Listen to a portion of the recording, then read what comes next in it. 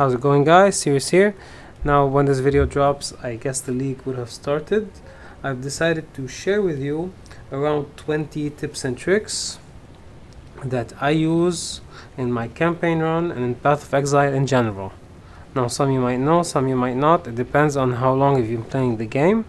Feel free to skip around. Now let's start. Now first of all, let's talk about standard versus league. Now when the patch drops, you will have another banner that's entitled the Dawn of the Hunt. You will have a choice to make. Either you want to go standard, where all your characters and all your currency are there, or start on a fresh economy with the Dawn of the Hunt patch. Now being in standard of course has its pros. You have all your characters, all your gear, everything in your stashes, your currencies, and all your progression. And you want to say, why do I want to play in the new servers where I have no currency and nothing at all? Well, usually, not in this patch, usually when an update drops, a new league has its own new mechanics that are not available in standard. However, just for now, all of the new mechanics will be also available in standard. However, I still suggest you play in the new servers. Why?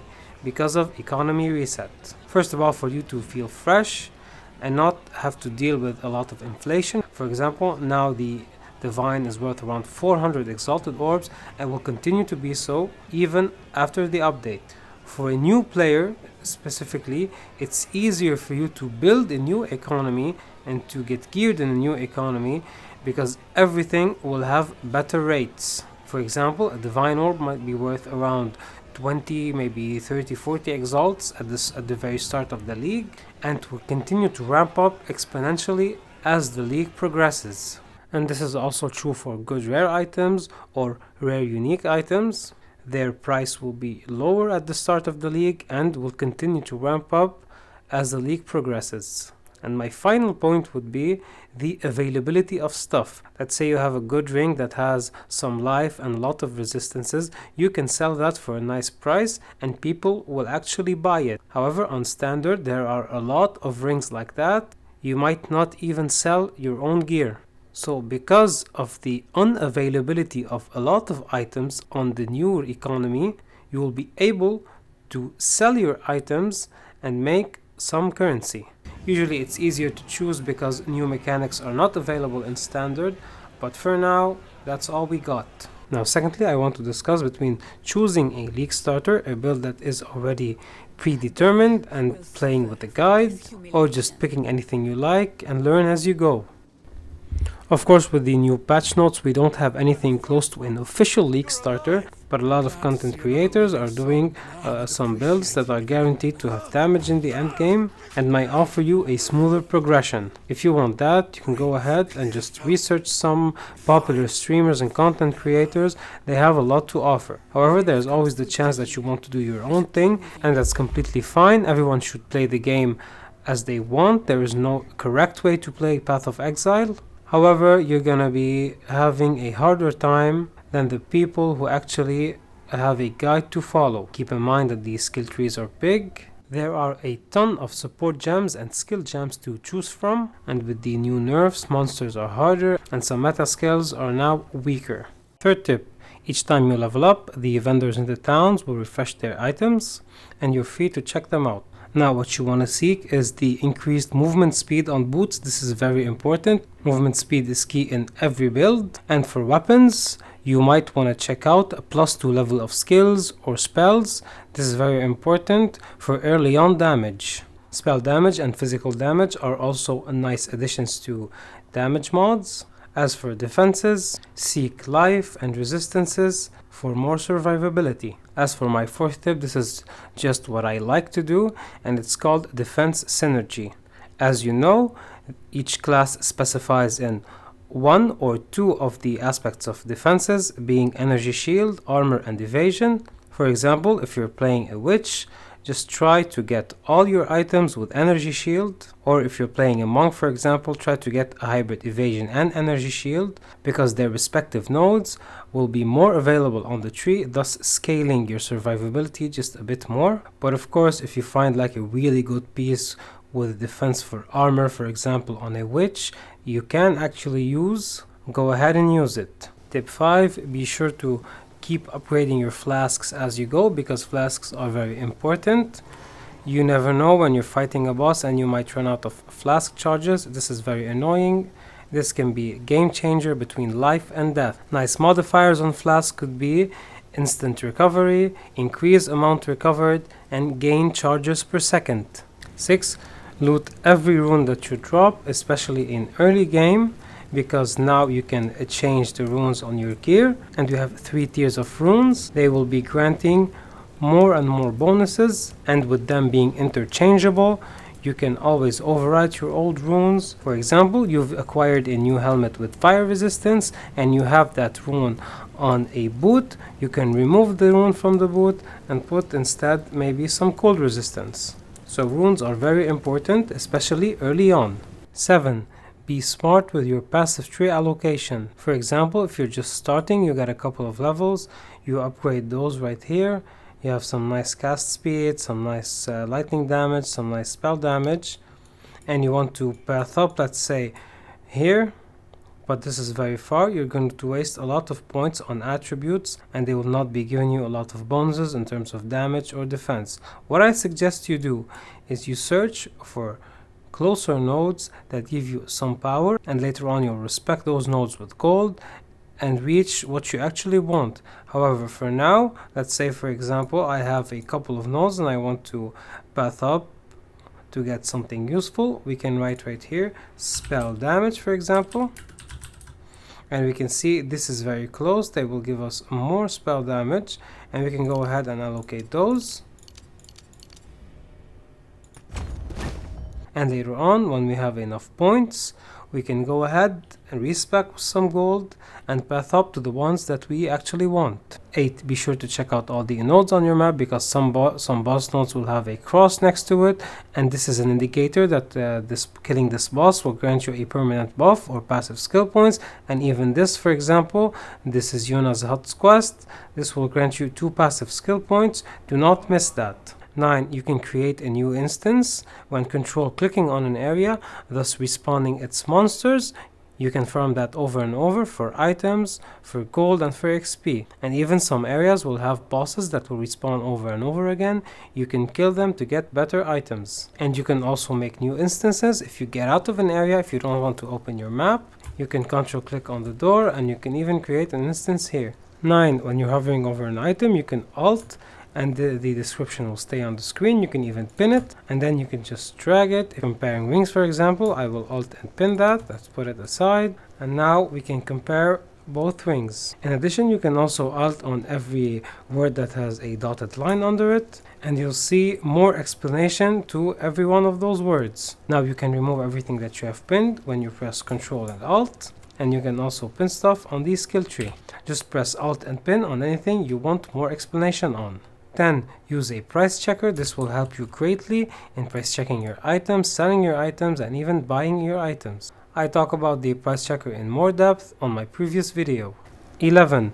When you Control Alt and click on an item, this will link it in chat. You can put it on global to show it off, or even on trade if you're selling it. 12. Always use an item filter to highlight important items and hide items that are of lesser value.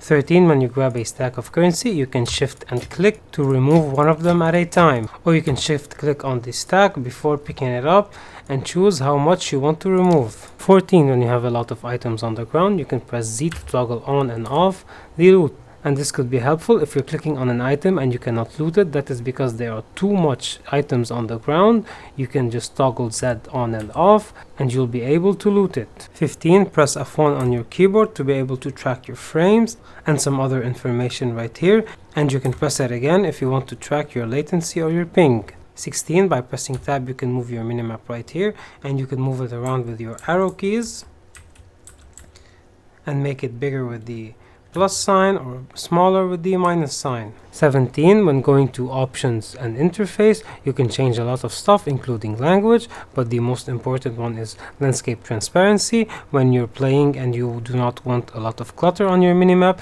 you can just reduce that to 0 and it will be easier to navigate. Some more important features can be the show life and mana levels, so that the numbers are always on. You do not have to hover over them to see them. The show flask buffs and show icon aura is always important. You can also tick on the show minion life and your life to always track that too. And finally, you can play around with the cursor color and the size. 18, when entering the currency exchange, you do not have to put whatever you have manually or whatever you want. You can just drag it and click here and they will be filled automatically. Now another thing, when buying in bulk and you not want to remove them one by one, you just Ctrl and right click to take everything at the same time. 19, you can control click on Doriani to identify all your items automatically, or you can alt click on him to enter the buy waystone automatically. Now this applies to all the vendors in the game. You can control click them for a feature or alt click them for another feature. This beats you clicking on them and selecting everything manually. 20, here are some commands you can type in chat. For example, /AFK. You will stay AFK until you retype it again and it goes off. Here's another one, /DND or do not disturb. People messaging you will know that you're doing something. You can also type next to DND, for example, doing a video, /DND, making a video. And when people will message you, they will get this message. Just type /DND again to toggle it off. Here are some more fun ones. You type /deaths and it will show you how many times you have died in this character. You can type /played and it will show you how much time you have played on this character. And you can type /kills and it will show you how many monsters you have killed. 21, when right clicking on a stash tab, you can assign it an affinity, for example currency, and its related item will be stored there automatically. Now of course for the specific tabs you can only assign their specific affinities. Now as for what tabs do you need and what tabs do you buy, they make a tab sale every 3 weeks. You can track that on POE2.db. And what I recommend buying is the currency stash tab. This is very important. And at least one premium tab so you can sell your stuff. Now everything else is of less importance. We have after this the map tab. Essence tab and Delirium tab is not really required unless you're really planning to invest in this game. You can also buy quad tabs. They are very nice for dumping stuff in them, and you can also set them to public where you can sell your stuff.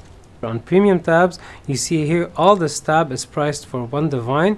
You just right click on that, you select set exact price on all items and you put the price that you want. And now every item you stash in this will be priced for 1 divine. 22, when looting items in the campaign specifically, be sure if they have quality on them, then salvage them. You will get armor scraps, and if they have sockets, you will obtain artificer shards. 23, you need to alternate between selling items or disenchanting them, because selling them will give you gold and disenchanting them will give you currency shards. It depends on what state in the game you are. Early game you might need the gold to respec and to buy other items from vendors. And in the mid to late game, you might want to store up these regal shards for more upgrades and adding modifiers to your maps. 24, if you have a lot of gold to spare, you can gamble that at Alpha. You can start doing that when you first encountered the NPC. However, I do not suggest that. It's not totally potent. If the monsters are not dropping the loot that you want, you might want to try that. However, I think it's a measure of last resort, especially early on. I think you should keep your gold for respecs and maybe buying some extra maps from Doriani. 25, when reaching Act 3 in the first map, the Sandswept March, you can go to one of the corners in the end of the map and you'll encounter a checkpoint. Here you'll find 2 rare monsters. When you kill them, you open this basket. It will guarantee a lesser jeweler orb drop. Now I think you can do this only once per character. And finally, you can build your own regex when you're looking for certain items in the vendor. For example, I am looking for stuff that have spirit and maybe some strength to it. I can put quotation marks and write spirit. Then I will separate it and maybe put strength.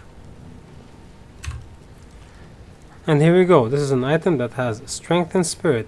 You can go ahead and add as many characters as you want. You're limited to 50 characters.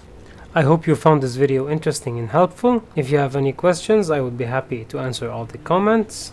Now when this video drops, the league would have already started. I still don't have any plans on what character to play at the start, but we'll see.